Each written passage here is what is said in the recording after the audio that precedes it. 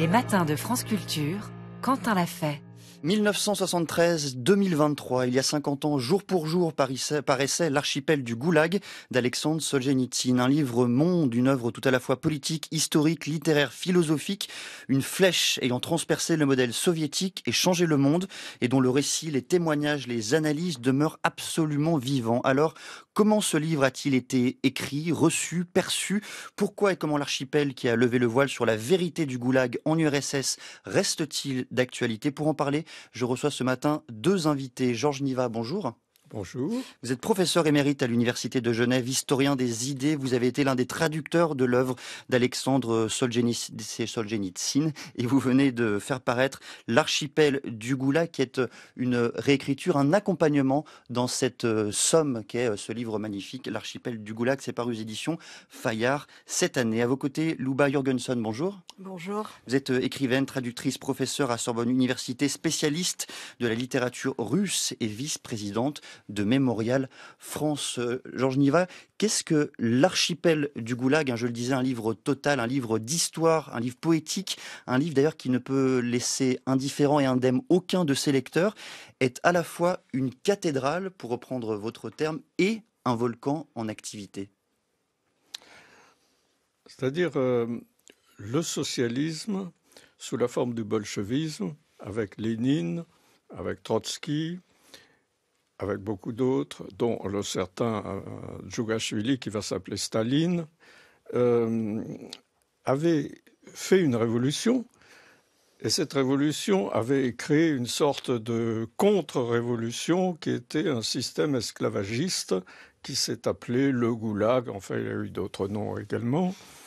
Ce phénomène d'une révolution socialiste de libération de l'homme, qui devient une sorte de système plus que de servage. La Russie a connu longtemps le servage jusqu'en 1861, mais d'esclavage et de camp de la mort pose un problème humain, un problème philosophique. Comment se fait-il que la libération devienne l'asservissement?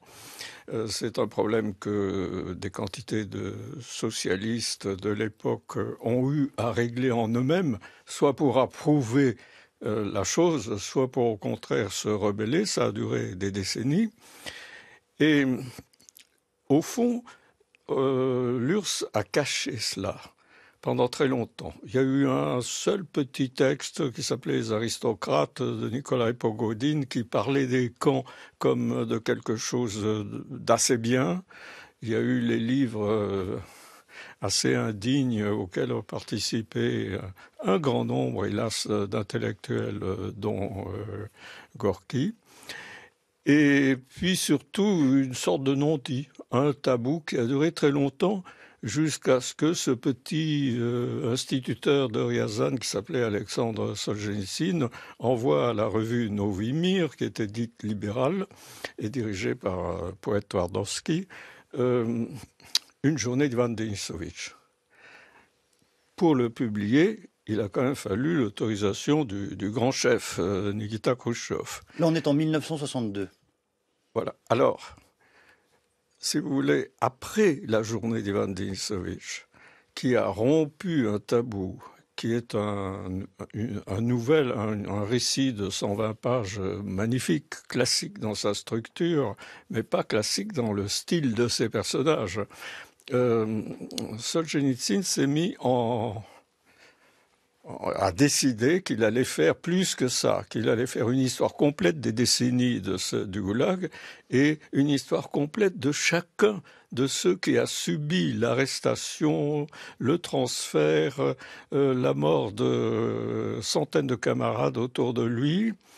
Et cette idée, c'est l'archipel du Goulag. Ça a mis des années. Le texte a été confisqué. Le texte est parvenu à Paris. C'est des circonstances, disons, de thriller, de policier, mais je pense que ce n'est pas le moment d'en parler. Et ça donne l'archipel du Goulag qu'il a écrit, pas à Moscou, en définitive, mais en Estonie. C'est-à-dire dans un des pays qui faisait partie de l'Empire russe et puis de l'Union soviétique, qu'il aimait beaucoup, et en particulier au camp, ça c'est très important.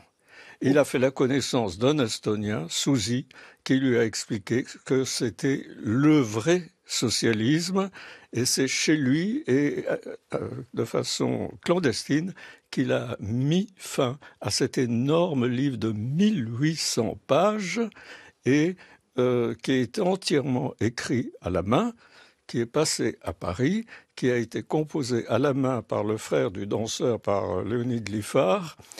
Et donc, c'est le dernier grand livre. C'est un très grand livre, écrit à la main, composé à la main. Aujourd'hui, c'est fini. Un livre de 1800 pages d'une richesse inouïe, et surtout un livre qui résonne de plus de 220 voix. J'ai compris alors que le destin m'envoyait ce dont j'avais besoin. L'archipel est venu à moi à travers ces gens.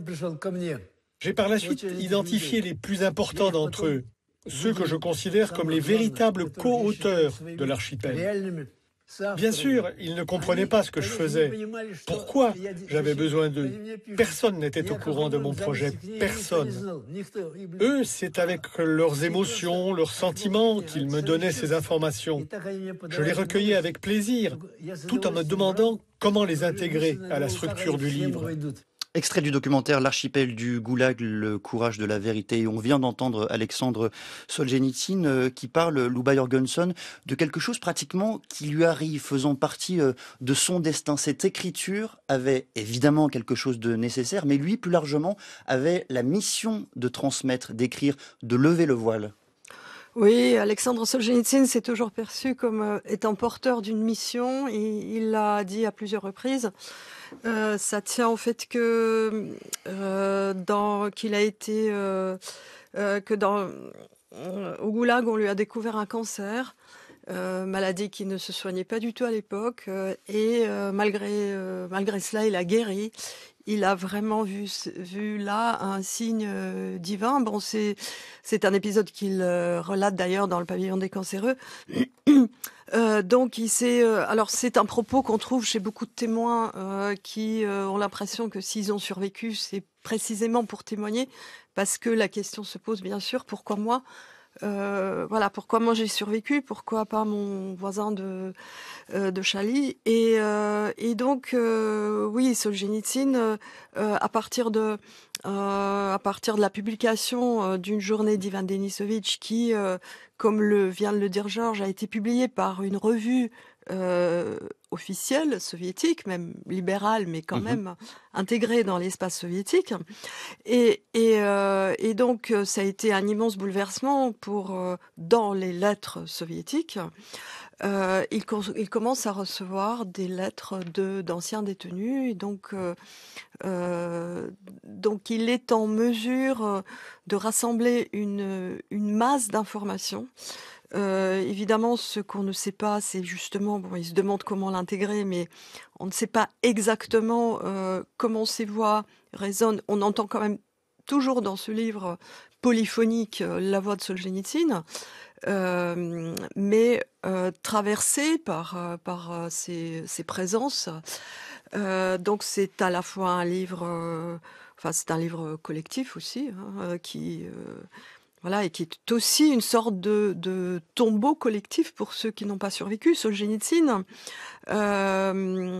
dit dans l'Archipel qu'il parle aussi au nom, et surtout au nom de cette Russie qui n'a pas de langue, qui n'a pas de voix, qui est la Russie paysanne, parce qu'au fond, la population la plus nombreuse dans les camps, c'était les paysans, dékoulakisés, donc victimes de la collectivisation, et eux n'ont pas véritablement pris la plume pour témoigner. La plupart des témoins sont des intellectuels.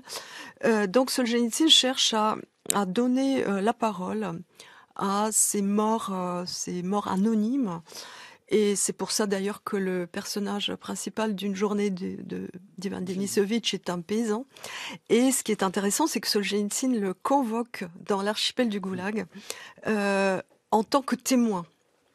Ce qui montre aussi le lien entre les deux livres. Et Ivan Denisovitch intervient dans l'archipel en tant que l'un des témoins qui va parler de ce destin paysan. Et dans le même temps, une journée d'Ivan Denisovitch, c'est le récit d'un quotidien, minute par minute, heure par heure, la vie de ce zèque, de ce détenu du goulag. Ce qu'il y a de plus grand, de plus puissant dans l'archipel du goulag, c'est la description plus générale d'un système entier, d'un système même qui préexiste à Staline et qui vient s'attaquer au cœur de la révolution soviétique, qui vient s'attaquer à la figure même de Lénine, puisque dès 1918, on voit apparaître Georges Niva, le premier goulag. Oui, le premier goulag qui fait, si vous voulez, qui s'installe dans les anciennes prisons tsaristes. Et parmi les figures que nous avons dans l'archipel du goulag, il y a d'une part un personnage, Ivan Denisovitch, puisque cet Ivan Denisovitch accompagne le narrateur, qui est Solzhenitsyn, comme dans la Divine Comédie de Dante, c'est Virgile qui l'accompagne au pays d'outre-mort, au pays des morts. Et ça fait partie de cette espèce de... D'abord, le narrateur dans l'archipel du goulag est en conversation avec des milliers de gens. Il s'adresse tout le temps à quelqu'un. Ça n'a absolument rien de monologique. Quand c'est monologique, c'est uniquement pour battre sa coupe, pour faire sa confession, pour dire « Ah ben moi aussi j'ai été planqué un certain temps d'ailleurs. Est-ce qu'on peut survivre sans jamais avoir été planqué ?» Une conversation avec Varlam Chalamov, avec qui il pensait pouvoir écrire ça. Autre écrivain qui a connu le goulag aussi. L'auteur des récits de la Colima, qui sont d'un style complètement différent de l'archipel du goulag, et la satire est une sorte de ciment de l'ensemble. Mais vous savez, moi je viens de le relire, parce que j'ai voulu faire cet archipel du goulag 50 ans après. Évidemment, j'avais oublié pas mal de choses, parce qu'un livre de 1600 pages... vous en oubliez des morceaux, et chaque fois que vous le relisez, vous trouvez d'autres passages. Mais ce qui me frappe le plus, c'est, si vous voulez, une extraordinaire polyphonie. Le coupable, le non coupable, le bourreau, celui qui est interrogé, celui qui meurt, celui qui est enfermé à 250 dans un espace de 25 mètres carrés. Et on va continuer cette discussion, tenter de mesurer cette polyphonie justement à partir de 8h20 avec vous deux, Georges Niva et Luba Jürgenson. 6h30, 9h, les matins de France Culture, Quentin l'a fait. 1973-2023, il y a 50 ans, jour pour jour, paraissait L'archipel du goulag d'Alexandre Solzhenitsyn, un livre-monde, une œuvre tout à la fois politique, historique, littéraire et philosophique, une flèche ayant transpercé le modèle soviétique et changé le monde, et dont le récit, les témoignages, les analyses demeurent absolument vivants. Alors comment ce livre a-t-il été écrit, reçu, perçu? Pourquoi et comment l'archipel qui a levé le voile sur la vérité du goulag en URSS reste-t-il d'actualité? Pour en parler, je reçois ce matin trois invités. Georges Niva, il est professeur émérite à l'Université de Genève, historien des idées. Il a été l'un des traducteurs de l'œuvre d'Alexandre Solzhenitsyn. Il est auteur de la préface de l'édition anniversaire de l'archipel du goulag, parue aux éditions Fayard cette année. À ses côtés, Luba Jürgenson, écrivaine, traductrice, professeure à Sorbonne Université et spécialiste de la littérature russe, vice-présidente également de Mémorial France. On en parlera. Et enfin, nous sommes rejoints par Éric Necker. Bonjour. Bonjour. Vous êtes conservateur en chef du patrimoine, commissaire général de l'exposition intitulée Solzhenitsyn, un géant de la liberté. Ça se situe à l'Historial de Vendée. Là aussi, nous en parlerons. Mais pour reprendre cette deuxième partie de notre échange, je voulais discuter avec vous, Monsieur Niva, de la façon dont le livre a été reçu, perçu au moment de sa parution en France, et notamment par le Parti communiste et une partie de la gauche. Le Parti communiste a très vite expliqué que ce que racontait, ce que décrivait l'archipel du goulag, c'était soit du déjà-vu, soit une traîtrise à la cause soviétique. Mais plus largement, comment est-ce que la gauche mitterrandienne a accueilli cet ouvrage? Vous savez... Je pense que c'est devenu un peu secondaire aujourd'hui parce que les choses ont tellement évolué, mais il faut quand même pas oublier que des penseurs, jeunes philosophes comme Bernard-Henri Lévy ou écrivains comme Philippe Solers ont été entièrement retournés par la lecture. On parlait de ce nouveau Dante qui leur ouvrait les yeux. Alors, bon... Naturellement, on ouvre les yeux à ceux qui avaient les yeux fermés. En France, beaucoup avaient les yeux fermés. C'est la différence entre la réception qu'il y a eu en France et dans les pays anglo-saxons où on avait les yeux plus ouverts. Ceci dit, le livre a quand même frappé. Disons, vous parlez d'une flèche dans la carapace, disons, soviétique. Moi, je dirais plutôt une avalanche. Vous savez, c'est un livre qui a déclenché une avalanche parce que le changement de régime en URSS, qui finalement a été le problème numéro 1 pour la gauche française, il n'est pas venu d'une défaite militaire, comme pour l'Allemagne du Troisième Reich. Il est venu d'une implosion. Cette implosion est venue des dissidents, des malpensants qu'il y avait à l'intérieur du pays, du mécontentement, et en particulier, c'est venu de cette journée d'Ivan Denisovitch, prolongée ensuite par l'archipel de Goulag. Louba Jørgensen, vous écrivez dans une préface au récit de la Kolyma paru en 2003 que les grands textes sur le goulag échappent à l'opposition entre fiction et document. On imagine que c'est le cas pour l'archipel. De quelle façon ce livre échappe à cette dichotomie, à cette dualité ? C'est une... comme vous l'avez dit d'ailleurs, l'archipel du Goulag, c'est à la fois un grand témoignage et un monument de littérature. Ce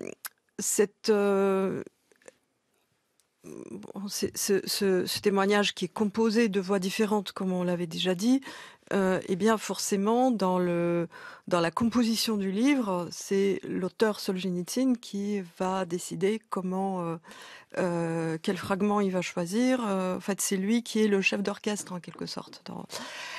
Et donc il y a, en ce sens-là, il y a vraiment une dimension littéraire. Et peut-être qu'on pourrait, pour répondre à cette question, peut-être déjà on pourrait dire un mot du titre qui est métaphorique. L'archipel. L'archipel, je crois que c'est ça aussi qui est... Alors, je reviens une seconde sur la réception, parce que en France, il y avait absolument tous les éléments pour que les gens connaissent l'existence du goulag. Il y avait eu des témoins auparavant, il y a eu des grands procès de David Rousset et de Kravchenko contre les lettres françaises. Alors pourquoi certains gardaient les yeux fermés et malgré tout, c'est l'archipel du goulag qui attire cette attention. Parce que d'abord, il y a plusieurs facteurs qu'on n'a pas le temps d'énumérer ici, mais il y a eu d'abord une journée d'Ivan Denisovitch qui a été saluée, entre autres, par des communistes. Pierre Dex, qui était l'opposant de David Rousset au procès, fait la préface d'une journée d'Ivan Denisovitch.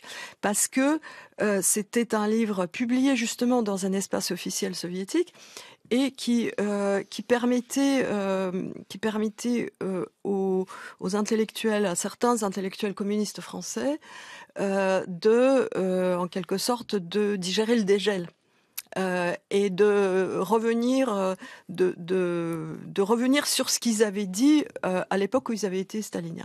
Donc c'était un Solzhenitsyn acceptable. En plus, ça montrait que les lettres soviétiques s'ouvraient à quelque chose qui était comparable au nouveau roman. Alors que l'archipel du Goulag remettait en question fondamentalement le système et donc a divisé en réalité la société française et les intellectuels français. Donc l'archipel, ce que montre le titre, c'est que, et c'était peut-être ça qui n'était pas acceptable pour tout le monde en France et ailleurs, ça montre que le goulag, comme une sorte justement de tumeur cancéreuse, a pénétré absolument tout le pays, que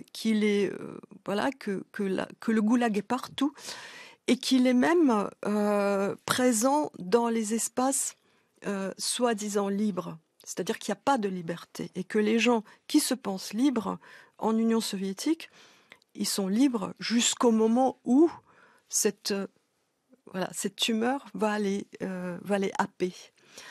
On revient un instant sur le lien entre l'archipel du Goulag et la société française à l'occasion des 30 ans de l'inauguration du mémorial de Vendée. Par Solzhenitsyn, le département de Vendée lui consacre une exposition à l'historial de la Vendée. Pourquoi entreprendre maintenant, Éric Necker, cette exposition et qu'est-ce que ça nous permet de comprendre à la fois de l'œuvre d'Alexandre Solzhenitsyn, mais même de sa trajectoire politique et humaine? Oui, alors le département de la Vendée a effectivement pris la décision de consacrer une exposition de durée assez longue, de 6 mois, sur cet événement un peu singulier qu'est la venue d'Alexandre Solzhenitsyn le 25 septembre 1993, où il a donc inauguré le mémorial de Vendée et où il a prononcé un discours que l'on retient souvent sous le nom de discours des Lucs, parce que évidemment il s'agit du mémorial lié à un petit village qui s'appelle les Lucs-sur-Boulogne, tout simplement. C'est un événement important pour la Vendée, effectivement, et ce n'est pas un sujet très facile, en fait, dans le cadre d'une exposition, de présenter à la fois un homme de lettres. Bien sûr, son action dépasse la littérature à proprement dit, et on a choisi cette idée de consacrer finalement l'exposition à un parcours parallèle entre l'histoire de la Russie soviétique et l'histoire de Solzhenitsyn, les deux étant évidemment intimement liés. Et ça nous permet comme ça de balayer tout un siècle quasiment, puisque Solzhenitsyn est né en 1918, et il retourne en Russie après la chute du régime soviétique. Donc cette entrée en matière, cette chronologie va nous permettre finalement de comprendre pourquoi il est venu en Vendée, parce que finalement, c'est ça qui nous intéresse dans l'exposition. Pourquoi il est venu en Vendée ? À l'époque, c'était peut-être plus évident à comprendre qu'aujourd'hui. Aujourd'hui, les jeunes générations, évidemment, connaissent un peu moins bien la figure de Solzhenitsyn.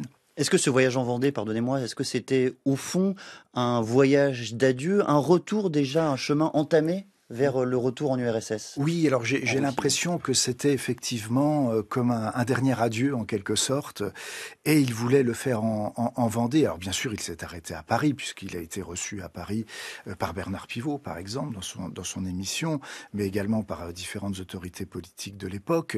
Mais il voulait vraiment venir en Vendée, puisqu'on lui avait fait cette proposition, il l'a tout de suite accepté, il l'explique et en témoigne lui-même d'ailleurs auprès de Bernard Pivot. Pourquoi ? Parce que la Vendée représente quelque chose pour lui. Il le dit lui-même dans son discours, dès l'âge de 8 ans, on lui avait déjà parlé et il lisait des choses sur cette guerre de Vendée, donc 1793-1796.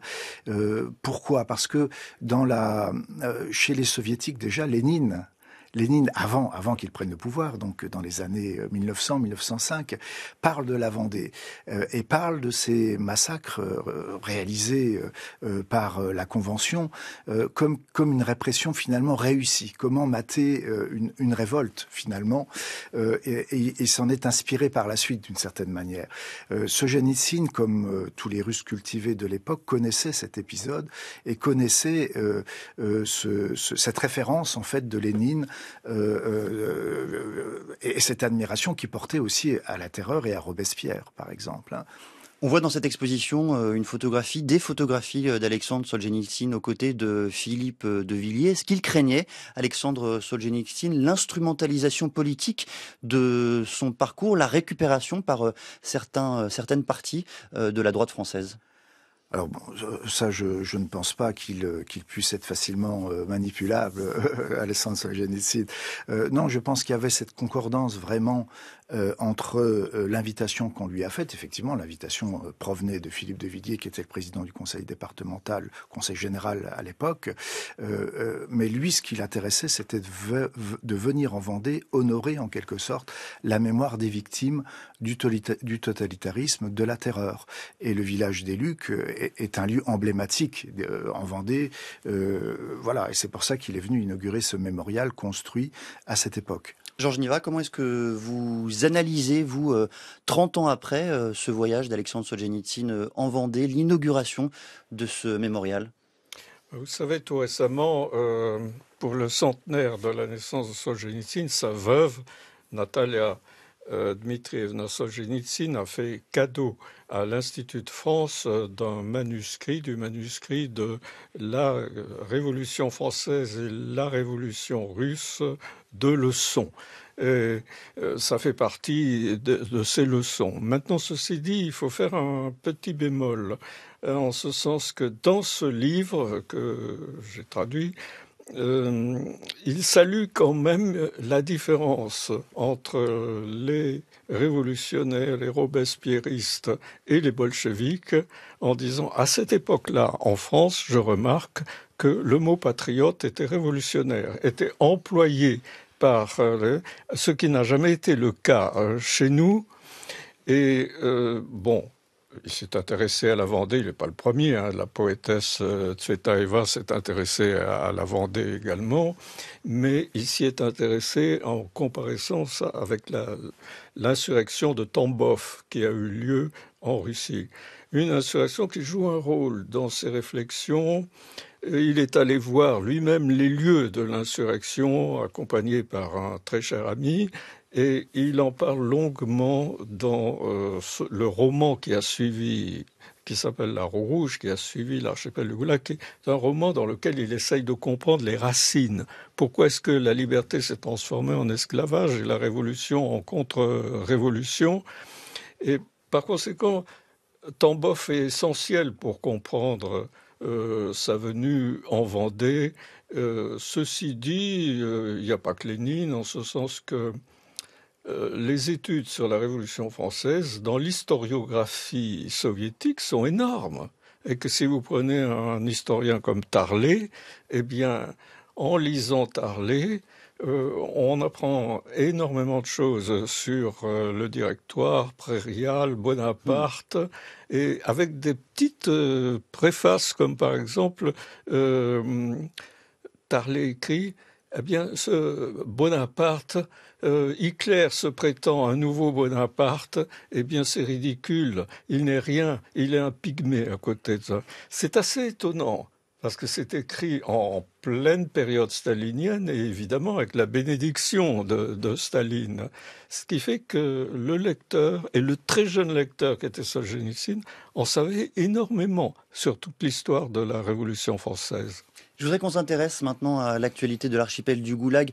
En Russie, cette fois, c'est une actualité paradoxale. En principe, je dis bien en principe, l'archipel du Goulag est lu dans le système scolaire russe actuel. C'est une décision ancienne prise par Vladimir Poutine. Et dans le même temps, récemment, un député de la Douma a proposé de retirer l'archipel du Goulag parce que, je le cite, c'est un livre mensonger que nous devons le remplacer par de grands livres soviétiques beaucoup plus utiles à notre jeunesse. Fin de citation. Luba Jurgenson, Vladimir Poutine semble de plus en plus embrasser ce point de vue. Comment est-ce qu'on explique d'abord ce retournement, mais au-delà, quel est le discours général du pouvoir russe aujourd'hui sur ce livre, l'archipel du Goulag ? Alors, quand on lit le dernier manuel d'histoire qui vient de sortir et qui est adressé à l'équivalent des premières et terminales, on voit bien que l'archipel du Goulag n'a absolument rien à faire dans une école réformée dans une optique de pensée unique en revanche, on comprend très bien pourquoi le livre redevient subversif, notamment à travers la place qui est accordée à la grande guerre patriotique, c'est-à-dire la façon dont on appelle encore aujourd'hui en Russie et autrefois en URSS la Seconde Guerre mondiale, puisque Solzhenitsyn démonte notamment les mécanismes de la collaboration avec l'ennemi qui a embrasé plusieurs régions et ainsi que la défaite du début de l'opération après le déclenchement de l'opération Barbarossa, lorsque plusieurs millions de personnes de soldats se sont rendus aux Allemands. Donc ces pages, en fait, il y en a. Et c'est une partie très importante de l'archipel du Goulag, puisque Solzhenitsyn a été arrêté alors que lui-même était au front, qu'il a donc vu beaucoup de choses du déroulement de la guerre, qui s'est trouvé en prison parmi les vaincus de l'histoire, en quelque sorte, puisqu'il avait contribué à la victoire soviétique, mais cette victoire s'était faite sans lui et sans des milliers, des millions de gens comme lui, qui avaient combattu et qui s'étaient retrouvés dans les goulags. Donc, en fait, il explique, il justifie même parfois la collaboration, en ce sens que les personnes qui ont, enfin les populations qui ont collaboré avec l'occupant avaient été auparavant décimées par la terreur stalinienne, par la famine, l'Holodomor, la famine ukrainienne. Et donc on comprenait très bien que, ne sachant pas encore comment tournerait, que l'Allemagne nazie pouvait soutenir largement la concurrence avec l'Union soviétique en termes de terreur, les gens se sont tournés vers ce qui leur semblait être une issue. Alors, vous pensez bien que ce discours est totalement inaudible aujourd'hui en Russie, où la Grande Guerre patriotique sert de justification à l'invasion de l'Ukraine et également aux répressions qui ont lieu à l'intérieur du pays. Est-ce que la fermeture de l'association Mémorial, il y a 2 ans exactement, et j'imagine que la date n'est pas un hasard, la fermeture de cette association qui est garante de la mémoire, de la vitalité mémorielle des zèques, des détenus du goulag, prouve que cette mémoire inquiète de plus en plus le pouvoir russe aujourd'hui? Mémorial devait être liquidé dans l'optique du nouveau tournant de l'État russe, notamment parce que c'était le dernier bastion non seulement d'une mémoire des répressions construites sur le long terme, sur les 30 dernières années, mais aussi d'une société civile naissante en Russie qui justement a été complètement démantelée, parce que la naissance de la société civile en Russie est indissociable d'une reconstruction de cette mémoire des répressions staliniennes qui, comme le disait Georges Niva, avait été tabou pendant toute la période de l'Union soviétique, qui a été reconquise par les soviétiques au moment de la perestroïka, et qu'on voit aujourd'hui non pas de nouveau nier, mais d'une certaine façon pire, c'est-à-dire justifier. On voit un nouveau discours sur les années staliniennes, où Staline est à peu près réhabilité, et finalement l'entreprise concentrationnaire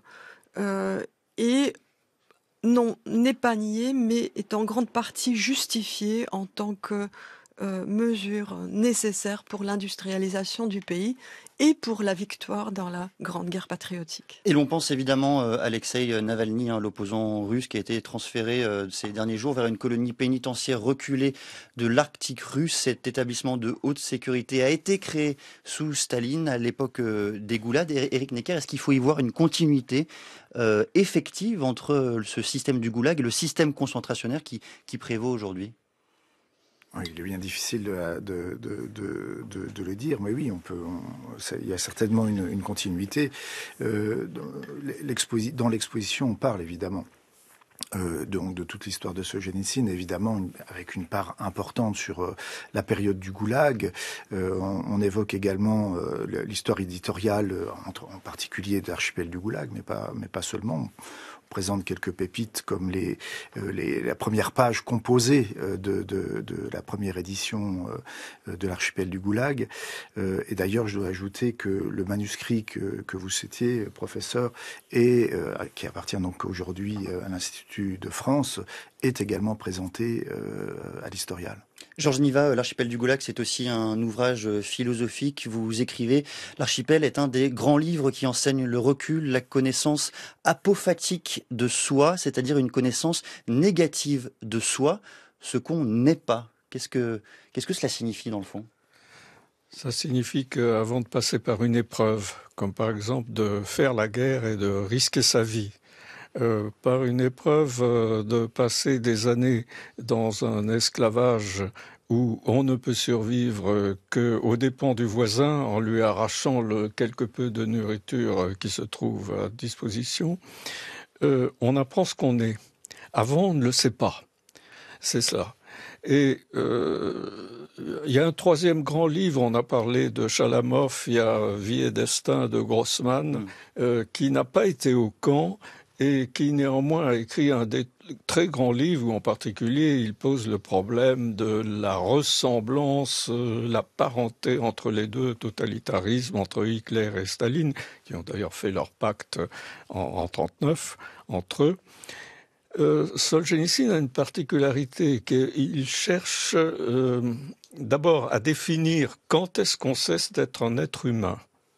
Et c'est la raison pour laquelle, pour moi, il faut le relire. Parce qu'aujourd'hui, nous sommes dans une période où, sur plusieurs fronts, on cesse d'être un être humain. Quand est-ce qu'on sort du genre humain ? Comment est-ce qu'une fois qu'on en est sorti, on a quelque chance d'y revenir ou pas? Et puis la deuxième chose, c'est l'élévation.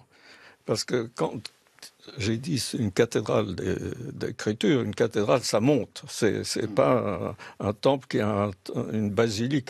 Et cette élévation, c'est véritablement le cœur de l'archipel du Goulag, à mon avis. Voilà pourquoi il faut relire l'archipel du Goulag aujourd'hui, 50 ans d'existence et une vie qui durera longtemps. Merci beaucoup à tous les trois, Georges Niva, Louba Jürgenson et Eric Necker, d'être venus porter la lumière aujourd'hui sur l'actualité de l'archipel du Goulag. Il est 8h45.